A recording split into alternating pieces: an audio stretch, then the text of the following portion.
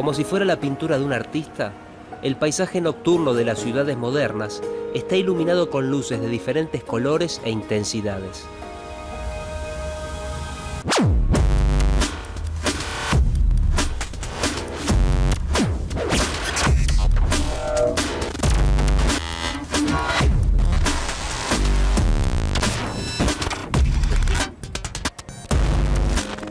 Autos, marquesinas, edificios.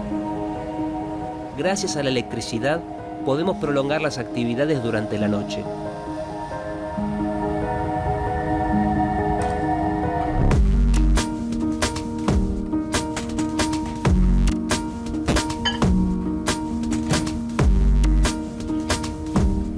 Todo el tiempo interactuamos con aparatos que funcionan con electricidad, tantos que ni siquiera se pueden enumerar.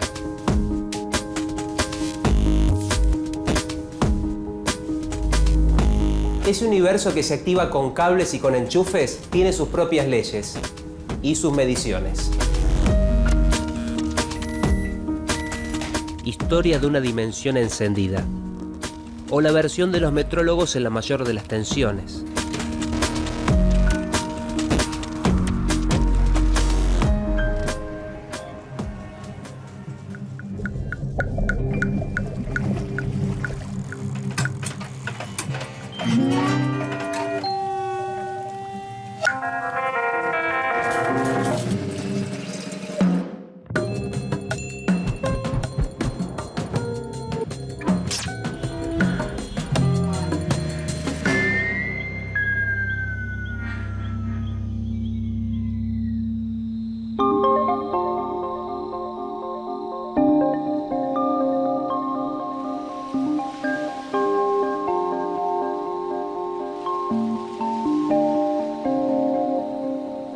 En el siglo XVIII, los científicos miraban el cielo y se preguntaban cómo podían utilizar la potencia de un rayo.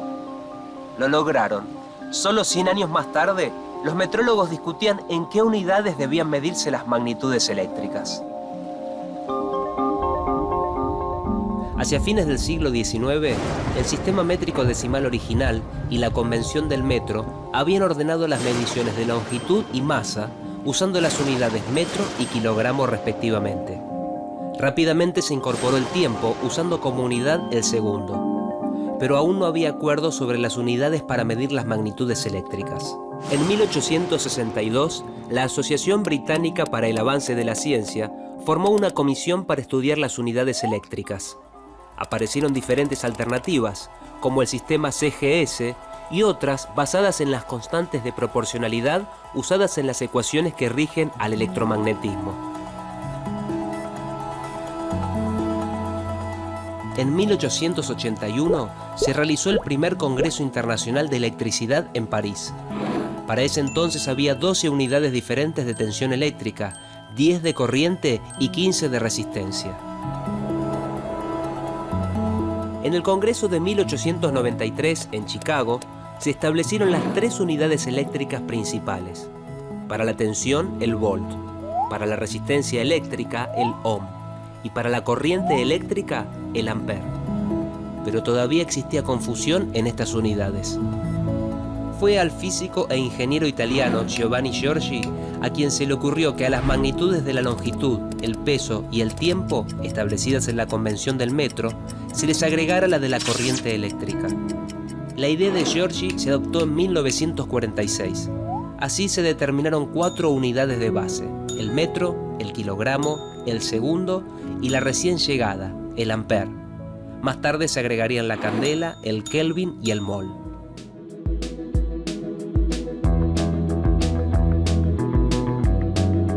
El ampere es la unidad de corriente eléctrica, que es la que circula por los conductores eléctricos. La unidad le debe su nombre al físico y matemático André-Marie Ampère, el padre del electromagnetismo. Ampère observó que la corriente eléctrica que circula por un conductor genera una fuerza electromagnética sobre otro conductor por el que circula otra corriente. Si las corrientes tienen el mismo sentido, los conductores se atraen, y si tienen sentido contrario, los conductores se repelen. El científico ayudó así a desarrollar circuitos eléctricos que significaron un gran avance para la tecnología y para la humanidad. Muchos de los artefactos que utilizamos cotidianamente funcionan gracias a la existencia de los circuitos eléctricos, como una lamparita o la computadora. Pero, ¿qué es un ampere? Un ampere representa la corriente constante que, al ser mantenida en dos conductores rectos, paralelos, de longitud infinita y sección circular, separados a 1 metro en el vacío, produciría entre estos dos conductores una fuerza de 2 por 10 a la menos 7 newton por metro de longitud. Esta definición del ampere no se puede realizar en un laboratorio.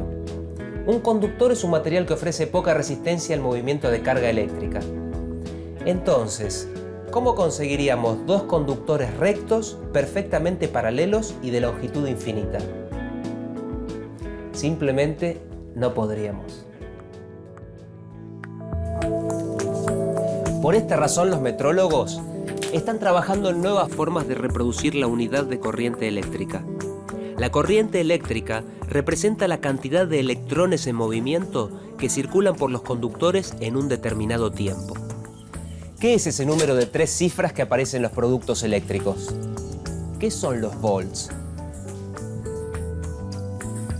El volt es la unidad para medir la diferencia de potencial entre dos puntos de un circuito eléctrico. Si la corriente eléctrica fuera como un circuito hidráulico, el agua que circula representaría a los electrones que se mueven, y la bomba propulsora, o el tanque de agua, sería el equivalente a la fuente de tensión, que ejerce presión sobre los electrones. Si la bomba se apaga, el agua deja de fluir. Lo mismo sucede si se le quita la pila a este reloj. Deja de funcionar. En cambio, si se coloca la pila, se produce una diferencia de potencial eléctrico. Los electrones se mueven y el aparato funciona. Pero si volvemos al circuito de agua, ¿qué sucedería si en alguna porción del recorrido la tubería se estrechara?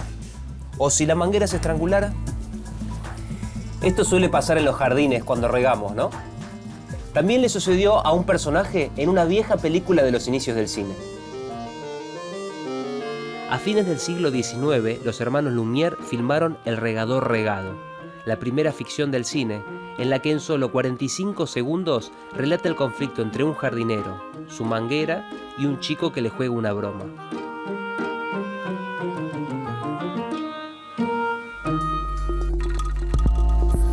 El agua del jardinero tenía dificultades para atravesar la manguera estrangulada, que se resistía al paso del agua.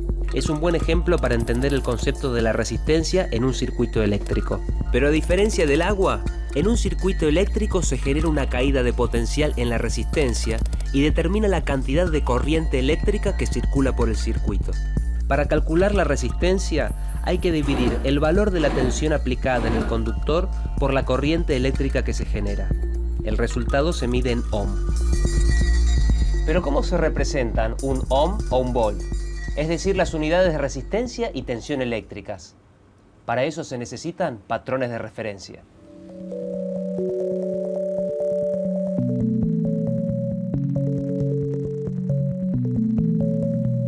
En Argentina, los patrones de las unidades de tensión y de resistencia eléctrica se realizan en el INTI, el Instituto Nacional de Tecnología Industrial. En este lugar se establece el valor de un volt argentino y un ohm argentino y se lo compara con el volt o el ohm de otros países, como Brasil, Uruguay o Estados Unidos. Estas unidades también se trasladan a todas las otras unidades de las magnitudes eléctricas y así se genera la cadena de trazabilidad en las mediciones en electricidad. Actualmente el volt y el ohm se hacen en nuestro país a través de dos fenómenos de la física cuántica que fueron descubiertos por dos físicos del siglo XX.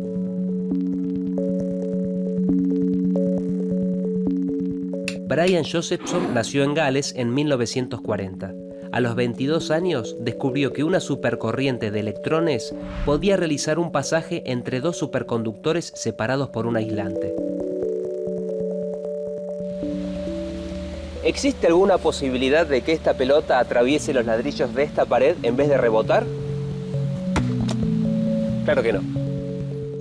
Sin embargo, en condiciones específicas, se puede lograr que grandes cantidades de electrones atraviesen un material aislante. Cuando un conductor eléctrico se hace superconductor, no presenta resistencia y por lo tanto no pierde energía. Ahora bien, para que un material se comporte como superconductor, debe estar a una temperatura extremadamente baja, y esto solo se logra en laboratorios con equipos especiales. Desde el año 1992, el volt se realiza en el INTI a partir del efecto Josephson, el fenómeno cuántico observado en los superconductores por este científico. Una juntura Josephson es una unión de un superconductor, un aislante y un superconductor. Los electrones que vienen del superconductor logran atravesar el aislante y llegar al otro superconductor.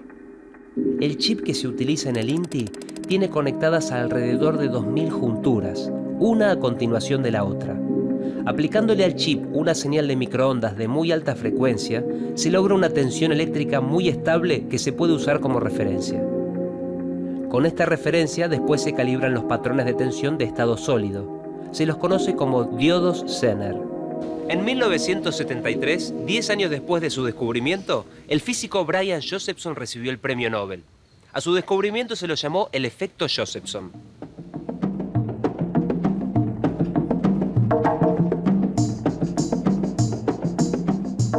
En la noche del 5 de febrero de 1980, el físico alemán Klaus von Klitzing descubrió el fenómeno por el cual 5 años después obtendría su premio Nobel. Es el efecto Hall cuántico, la referencia más moderna para la unidad de resistencia eléctrica, el ohm.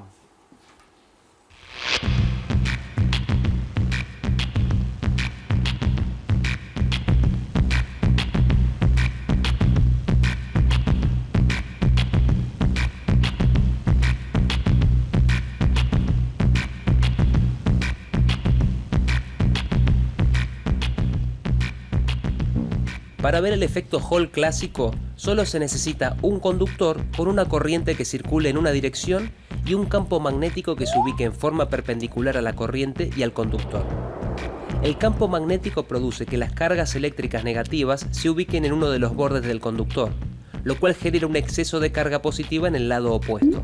Esto provoca una diferencia de tensión entre un lado y el otro del conductor.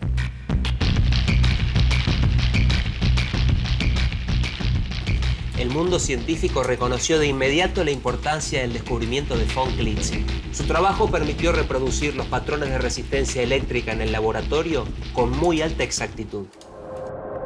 Con el efecto Hall cuántico se logra reproducir en el laboratorio, y también trabajando a muy bajas temperaturas, una resistencia eléctrica cuyo valor depende solo de las constantes fundamentales de la naturaleza. El valor de esta resistencia Hall cuántica luego se disemina en diferentes bancos de resistores de distinto valor. La realización física de las unidades eléctricas, a través de experimentos cuánticos macroscópicos de laboratorio, han permitido mejorar la exactitud de las mediciones.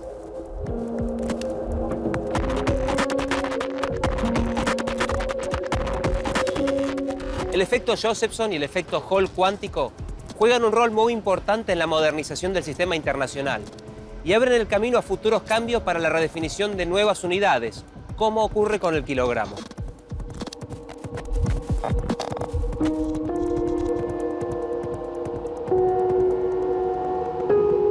Desde este lugar se genera la electricidad que llega a las casas y a las industrias. En la actualidad, en las redes eléctricas se utilizan tensión y corriente alternas. Pero no siempre fue así. Hubo grandes peleas.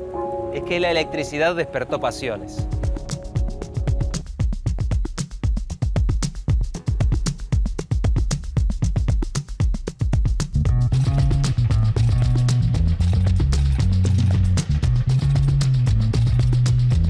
En el siglo XIX, dos hombres se enfrentaron en una lucha que se conoció como la Guerra de las Corrientes. Los contrincantes eran Tesla y Edison.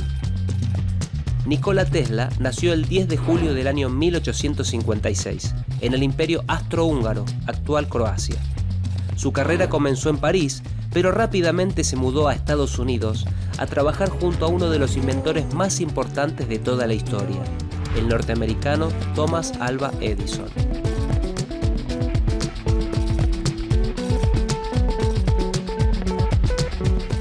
Ahí, en sus laboratorios, comenzaron los problemas.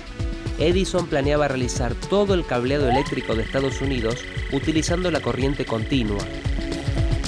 Pero su mejor empleado le presentó un nuevo modelo con menos fallas y más barato, la corriente alterna. Edison sabía que Tesla tenía razón, pero además de ser el mejor de los inventores, al norteamericano le interesaban los reportes económicos que la corriente continua le ofrecía. No pasó mucho tiempo antes de que Tesla se fuera de la empresa de Edison y comenzara a trabajar junto a George Westinghouse, su socio capitalista, en una nueva compañía. Tesla murió a los 87 años, pobre y solitario, y es Edison el que conserva aún hoy el prestigio de ser el padre de la electricidad. Edison es el creador de cientos de inventos, o pagó a otros para que pensaran genialidades que después él patentaba, como la lamparita.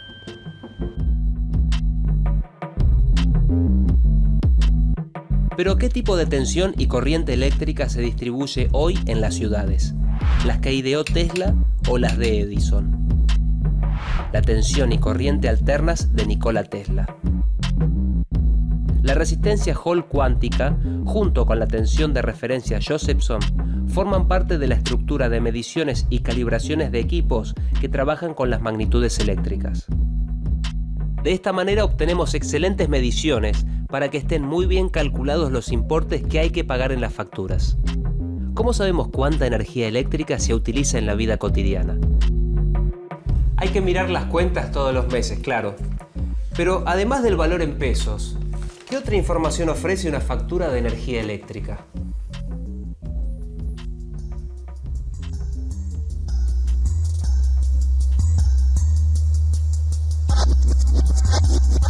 En la factura de consumo eléctrico hay una cantidad expresada en kilowatts-hora, que es una unidad de energía eléctrica. El watt es la cantidad de energía eléctrica que se transfiere en un sistema por unidad de tiempo.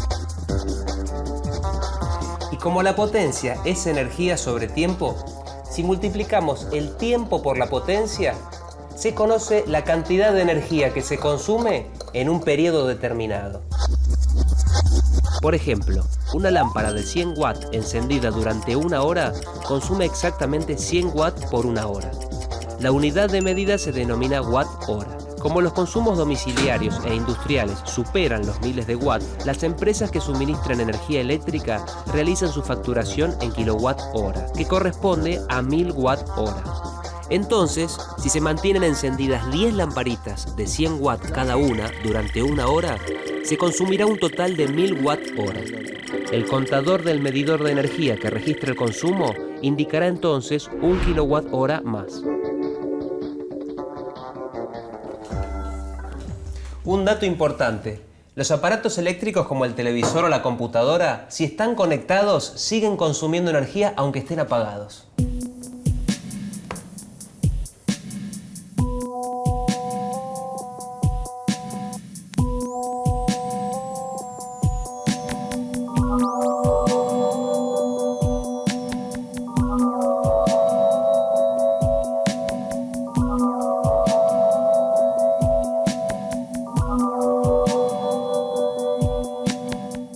La factura de energía eléctrica entonces determina cuánto dinero hay que pagar por los kilowatt-hora que utilizamos. Los kilowatt-hora consumidos se registran en los medidores de energía eléctrica que hay en las casas. Ahora bien, ¿quién controla los medidores?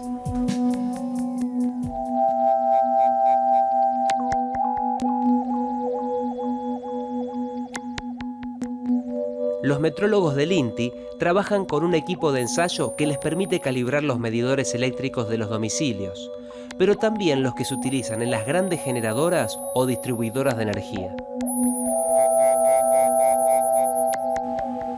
Al calibrarlos, siguen procedimientos muy estrictos, ya que los medidores dan información fundamental para los clientes y las empresas. Para eso, en el laboratorio hay un patrón de energía. Para lograr muy buenas señales de tensión y corriente, se usan unos instrumentos que se llaman calibradores.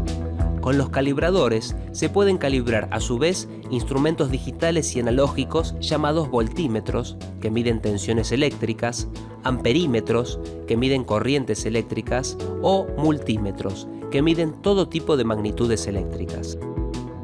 La distribución de energía eléctrica a los hogares se hace a 220 volt, que son valores de tensión muchísimo más bajos que los que se obtienen en las centrales generadoras y en las de distribución de la energía eléctrica. Las centrales eléctricas y el transporte de la energía se hace en alta tensión, que puede llegar en nuestro país a valores de hasta 500.000 volt. Por eso se usan transformadores de tensión que permiten reducir la tensión de un valor muy alto a uno más bajo, al cual se pueden conectar los instrumentos de medición como voltímetros o medidores de energía. En la Argentina existen aproximadamente 11,5 millones de usuarios que por año consumen 5.600 millones de pesos en energía.